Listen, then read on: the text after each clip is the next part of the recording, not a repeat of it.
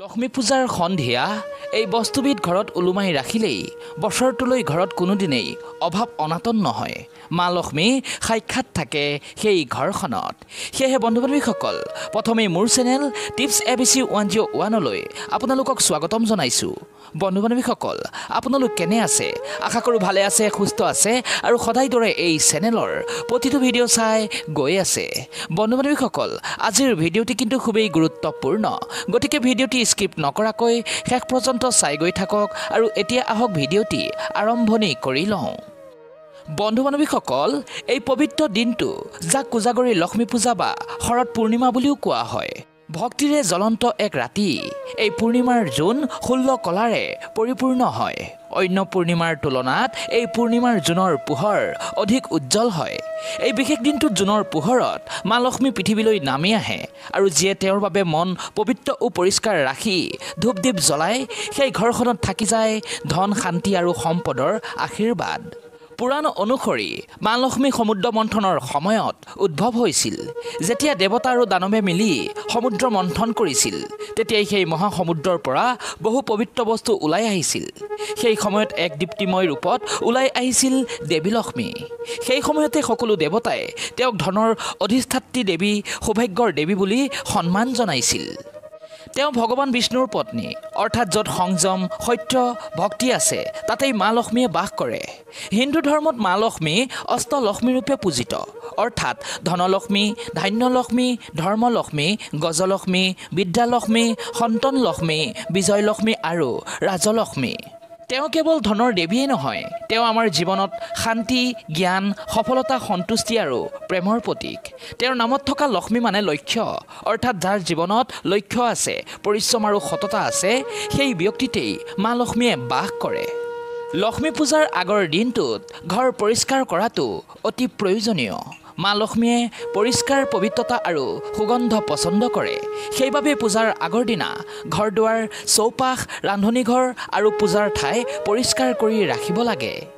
যিখন ঘৰত ময়লা, জাবৰ জোঁথৰ জমা হৈ থাকে, তেনে ঘৰত অশুভ শক্তিৰ আকৰ্ষণ হয় বুলি মানা হয়। আৰু য'ত লেতেৰা আৱৰ্জনা থাকে, সেই ঠাইত মা লক্ষ্মী নাথাকে। গতিকে লক্ষ্মী পূজাৰ আগতে ঘৰ দুৱাৰ চাফ চিকুণ কৰি ৰখা উচিত। লগতে দুৱাৰ দুয়োফালে দুগচি প্ৰদীপ জ্বলাই ফুলেৰে ঘৰখন সজাই ৰখা উচিত। লগতে ঘৰৰ প্ৰৱেশদ্বাৰত ৰঙেৰে আলপনা অংকন কৰা উচিত। এই পৰিষ্কাৰ আৰু সৌন্দৰ্যই মা লক্ষ্মীক ঘৰলৈ আগমন কৰাৰ পথ সুগম কৰি তোলে। পূজাৰ আগৰ দিনা উপবাস আৰু লঘু আহাৰ গ্ৰহণ কৰা মংগল। পূজাৰ সময়ত পবিত্ৰ বস্তু যেনে গাখীৰ, মৌ, ফুল, ধান, চাউল, বন্তি, ধূপ ব্যৱহাৰ কৰিব। পূজাৰ ঠাইত ওম হ্ৰীং লক্ষ্মী নমঃ এই মন্ত্ৰৰে ধ্যান কৰিব। মা লক্ষ্মীৰ সন্মুখত প্ৰদীপ জ্বলাই সপোন, আশা, মনৰ ইচ্ছা আৰু লক্ষ্য প্ৰকাশ কৰক। পূজাৰ পাছত পৰিয়ালৰ সকলোৰে সৈতে তেওঁৰ ওচৰত নিবেদন কৰা পায়স ভোগ প্ৰসাদ হিচাপে গ্ৰহণ কৰক। ই ঐক্যৰ প্ৰতীক। পূৰ্ণিমা ৰাতি 11 গছি প্ৰদীপ জ্বলাই ঘৰৰ মুখত ৰাখক। ইয়াৰ দ্বাৰা ঘৰলৈ শুভ শক্তিৰ আগমনৰ পথ প্ৰশস্ত হ'ব আৰু য'তেই যথেষ্ট পৰিমাণে শুভ শক্তি থাকে, তাতেই কিন্তু মা লক্ষ্মীৰ বাস হয়। এপাহ পদ্ম ফুল লৈ মা লক্ষ্মীৰ এই মন্ত্ৰ 108 বাৰ জপ কৰিব। মন্ত্ৰটি হৈছে ওম শ্ৰীং হ্ৰীং ক্ৰীং মহালক্ষ্মী নমঃ। এই মন্ত্ৰ জপ কৰি সেই ফুল মা লক্ষ্মীক অৰ্পণ কৰিব। লক্ষ্মী পূজাৰ সময়ত পদুম ফুল আগবঢ়ালে দেৱী লক্ষ্মী অত্যন্ত সন্তুষ্ট হয়, যাৰ ফলত সমৃদ্ধি, মানসিক শান্তি, ব্যৱসায় আৰু চাকৰিৰ ক্ষেত্ৰত উন্নতি নিশ্চিত হয়। এই বিশেষ দিনটোত ঘৰৰ কোনো কোণ অন্ধকাৰ কৰি নাৰাখিব। প্ৰতিটো কোণ প্ৰদীপেৰে পোহৰাই ৰাখিব। নতুন মুদ্ৰা বা নোট পূজাৰ সময়ত মা লক্ষ্মীৰ আগত ৰাখি আশীৰ্বাদ লওক আৰু পূজাৰ শেষত সেই মুদ্ৰা আপোনাৰ টকা পইচা ৰখাৰ স্থানত ৰাখি দিয়ক। দেৱী লক্ষ্মীৰ আগত ধূপ দীপ জ্বলাই তেওঁ নাম লৈ 5 মিনিট নীৰৱ ধ্যানত থাকক। পূৰ্ণিমা ৰাতি কোনো দুখ বা অভিযোগ নকৰিব। এনে কৰিলে মা লক্ষ্মী সন্তুষ্ট নহয়। ৰাতি 12 বজাৰ পাছত এবাৰ মা লক্ষ্মীৰ নাম ধ্যান কৰি ধন্যবাদ জনাওক। ই বিশ্বাসৰ সৰ্বোচ্চ ৰূপ।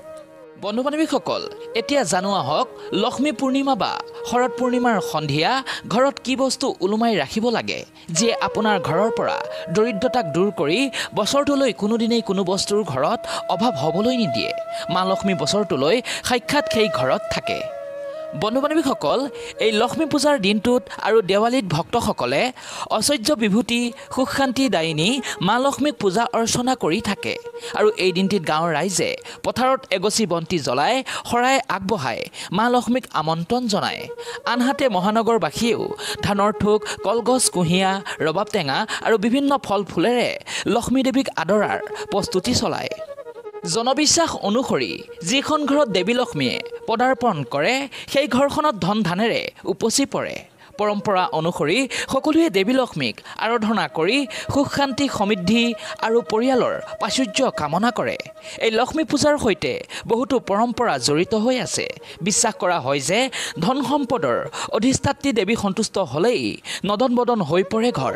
সেয়েহে এই দিনটোত যিসকলে গাঁৱত থাকে বা যিসকল মহানগৰীত থাকে সকলোৱে লক্ষ্মী পূজাৰ সন্ধিয়া এই বিশেষ উপায়টো কৰিব পাৰে।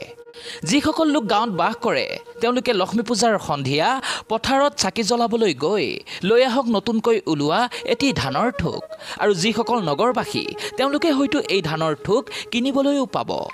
সেয়েহে আটায়ে এই নতুন ধানৰ ঠোকটি লৈ আহি ভঁৰাল ঘৰ বা ঘৰৰ মূল দুৱাৰত ওলোমাই ৰাখি মা লক্ষ্মীক ঘৰত স্থায়ীভাৱে থাকিবলৈ প্ৰাৰ্থনা জনাওক। এই উপায়টি সম্পূৰ্ণ ভক্তি নিষ্ঠা শ্ৰদ্ধা ও বিশ্বাস মনত ৰাখি কৰিলে নিশ্চিতভাৱে মা লক্ষ্মীৰ কৃপাত বছৰটোলৈ আপোনাৰ ঘৰত কোনো বস্তুৱে অভাৱ ও অনাটন নহয়। দেৱী লক্ষ্মীৰ কৃপাত সকলো সুখেই আপুনি প্ৰাপ্ত কৰিব। বন্ধু-বান্ধৱীসকল, এই উপায়বোৰ কেৱল ধনৰ বাবেই নহয়, আপোনাৰ মনৰ দুখ চিন্তা আদি দূৰ কৰিবলৈও সাহায্য কৰে। মা লক্ষ্মী সঁচাকৈয়ে ভক্তি পৰিশ্ৰম আৰু পবিত্ৰ মনৰ প্ৰতিফলন। তেওঁৰ আশীৰ্বাদে জীৱনলৈ লৈ আহে শান্তি সুস্বাস্থ্য সুখ আৰু সফলতা। সেয়েহে বন্ধু-বান্ধৱীসকল, যদিহে আপুনি মন পৰিষ্কাৰ কৰি মা লক্ষ্মীৰ পূজা অৰ্চনা কৰে, তেওঁৰ নামত শুদ্ধ মনে মন পবিত্ৰ কৰি এগছি চাকি জ্বলাই ফুল অৰ্পণ কৰে আৰু ভিডিঅ'ত উল্লেখিত উপায়বোৰ যিকোনো এটা বিশ্বাসেৰে আপুনি পালন কৰে, তেন্তে নিশ্চয়কৈ মা লক্ষ্মী আপোনাৰ ঘৰত স্থায়ীভাৱে থাকিব। এই শৰৎ পূৰ্ণিমাৰ জোনৰ পোহৰৰ সৈতে মা লক্ষ্মীৰ আশীৰ্বাদে আপোনাৰ জীৱন পোহৰাই তোলক। সদায় মা লক্ষ্মীৰ কৃপা আপোনাৰ ঘৰত বৰ্তি থাকক। ধন শান্তি আৰু সুখেৰে ভৰি থাকক আপোনাৰ জীৱন। তাৰ কামনাৰে আজিলৈ এৰিছোঁ। পুনৰ আকৌ লগ পাম এটা নতুন ভিডিঅ'ৰ সৈতে। সেয়েহে আপোনালোকৰ যদি ভিডিঅ'টি সঁচাকৈ ভাল লাগিলে তেন্তে কমেণ্টত শুদ্ধ মনে লিখি থৈ যাওক, জয় মা মহালক্ষ্মী। আজিলৈ আহিছোঁ, ধন্যবাদ।